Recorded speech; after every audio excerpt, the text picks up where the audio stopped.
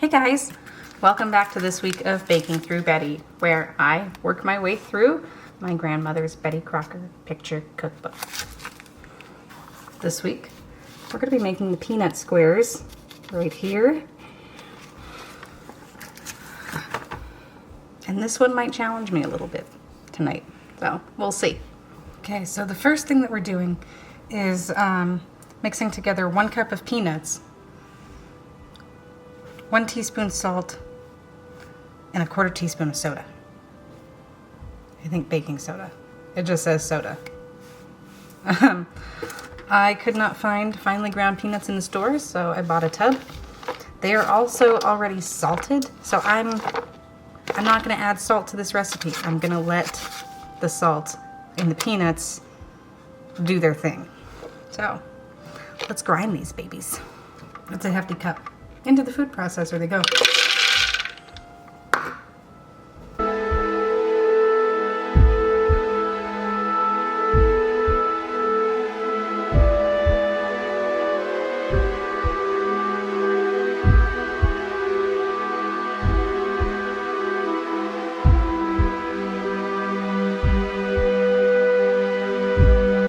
Into this bowl we go.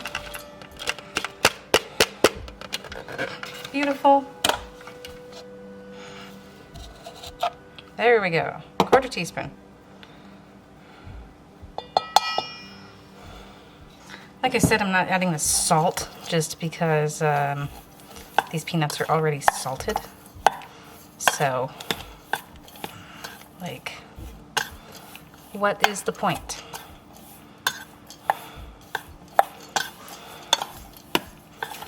Just make sure that's nicely mixed.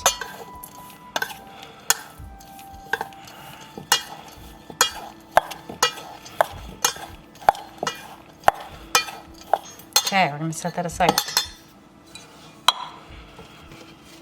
I bet you're in the way. Over low heat until the sugar is dissolved. We're going to stir 1 cup granulated sugar, 1 cup brown sugar, and side note, if you don't have one of these like special brown sugar containers that has the clay round that goes in there that you soak in water, looks like this, I was just soaking mine, you should do it. Because I always get really frustrated with my brown sugar when it gets hard after, like, you know, a little bit, like a couple weeks. Just do it. Save your sanity, because, you know, it sucks.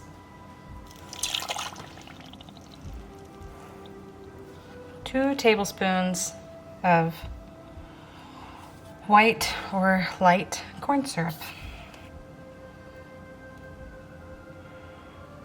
1.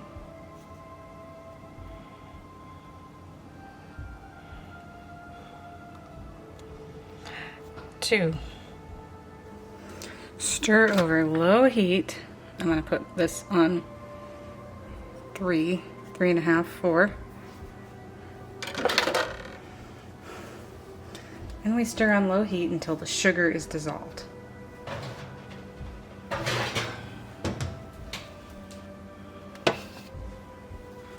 And yes, there is a point to the pan that's empty that I just took out of the oven. I promise. So this is going to be the part that challenges me the most. Getting this to the right temperature and then getting it off the heat fast enough and onto the baking sheet fast enough. That's where this is going to get me, because it cools quickly and we have to be very careful about that. It's already starting to thin out, not be so thick, which means our sugar's dissolving. Yay. So it looks to me like the sugar is dissolved. I hope it is. I've turned up my heat to about medium because the next step is to cook it without stirring until it is 290 degrees. And I have a, candy thermometer that was given to me by a friend. And you don't want it to touch the bottom, but you need it to be in the liquid. So we're gonna get this up to 290. And that's about up here, real close to 300. And see what happens. This is the part that I'm scared of. Meanwhile, I'm going to grease up this warmed, it's actually really hot, 12 by 18 cookie sheet. And that is what the instructions say to do. Warm it up and grease it. I'm going to grease it with Crisco. And that's probably what would have been used back in the day as well. That's my guess, or some kind of lard, because that's really all Crisco is lard.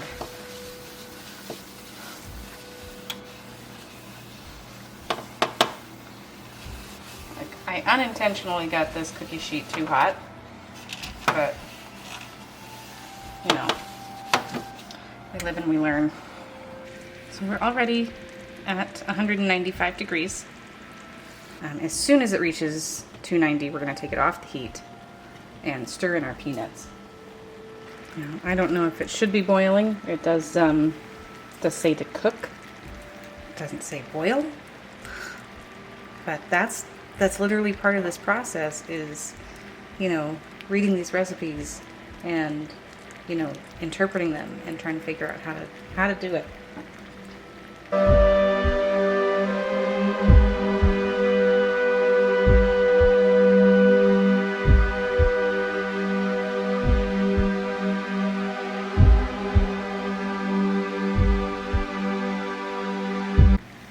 So we kind of stalled out at about 210 degrees there. So I've turned my heat back up just a notch or half a notch, so that we can continue getting that cooking going that's, necessary. Okay. We're like a third of a degree from being there. There we are. 290. Okay. Take you out. What do I do with you? Oh, that's going to be a mess later. Okay.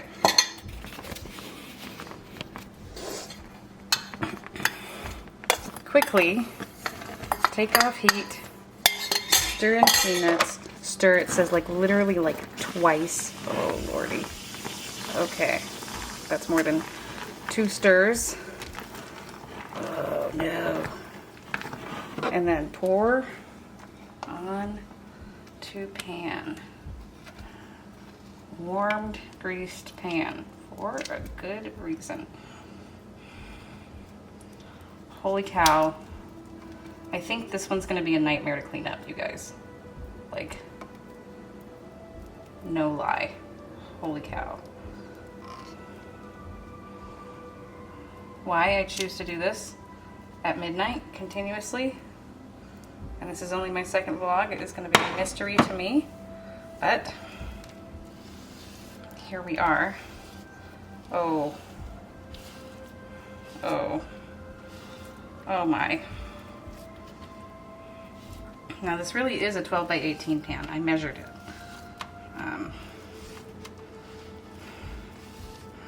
And it feels too big.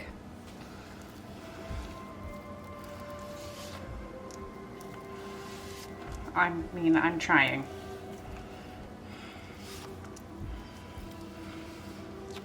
The trick with this one is you have to just be quick. And I don't know if I wasn't quick enough or what, but this one might be a flop for me. It is just sticking to the spatula. Oh no.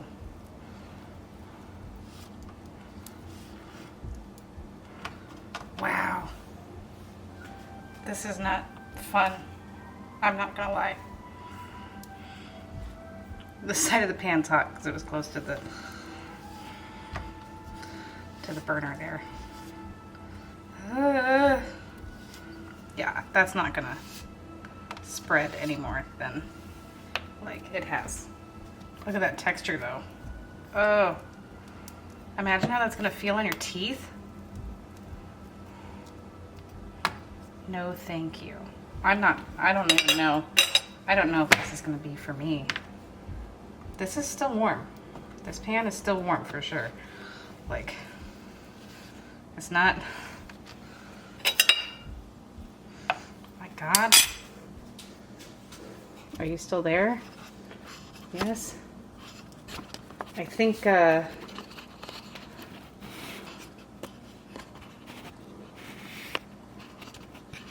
give up.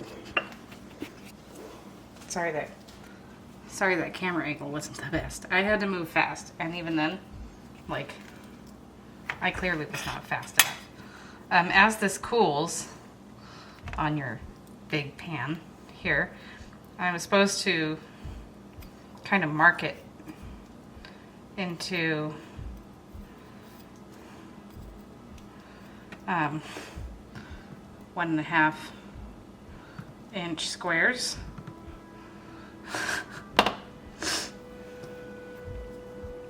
Should I just be using a metal spoon for this? Is that the trick? It's not gonna spread anymore. Like, this is donezo, but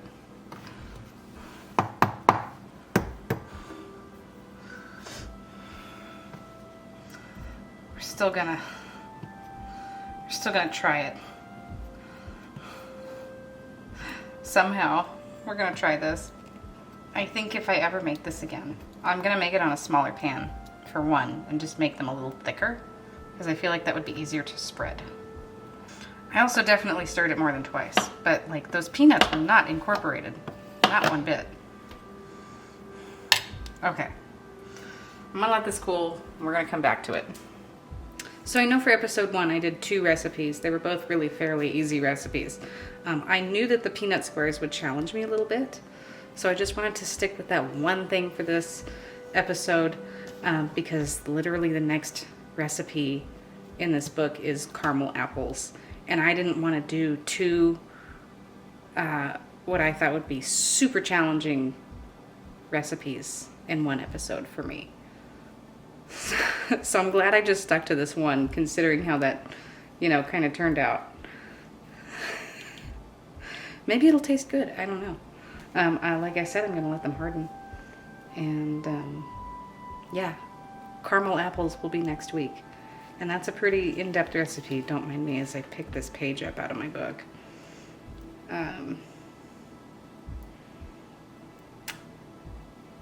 Yeah. Whew.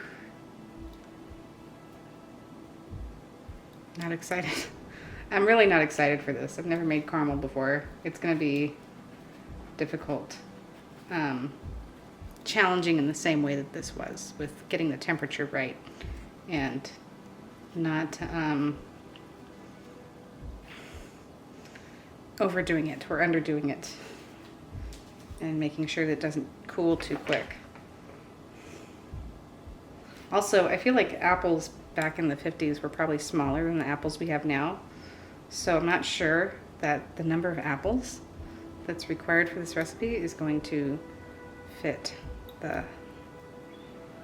ingredients now that I'm reading it. So that's a sneak peek into next week's episode. All right, let's try these things. Okay, so here's where the importance of getting your sugar to a certain temperature comes in. Like 250, it kind of becomes gooey and soft and chewy. Getting it up above that makes it brittle.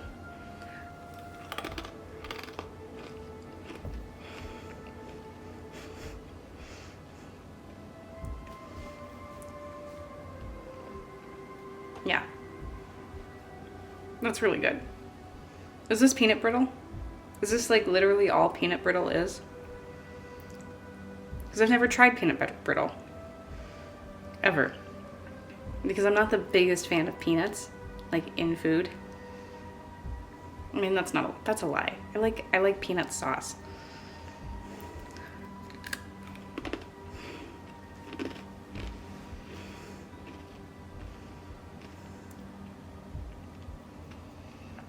One day I'm gonna make this again. Okay? I'm not gonna do it in that big of a pan. And I'm not gonna turn my heat up so high on the sugar mixture towards the end, because you can smell and taste that I just burned it ever so slightly.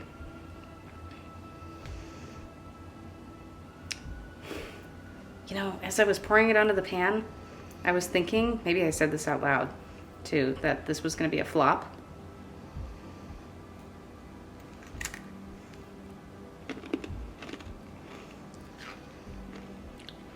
But it's just a poorly executed bop. Yeah. This is good, y'all. Man, I'm proud of myself.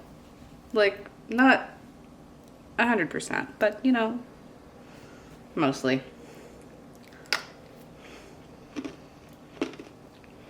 I'll take it. I'm happy with this. Not happy with the pouring execution, but happy with the recipe. Okay. Thank you for watching Season 1, Episode 2 of Baking Through Betty. Join me next week while I make caramel apples. I have a feeling that one might be a little chaotic. Now I gotta figure out what to do with this mess that I made over here. Hope you guys have a good week, and I'll see you later. Bye.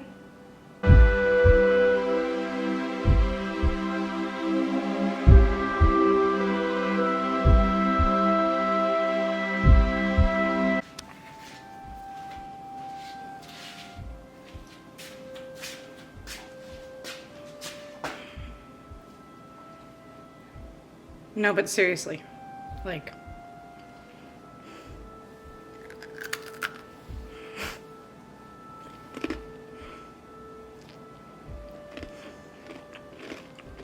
that's so good.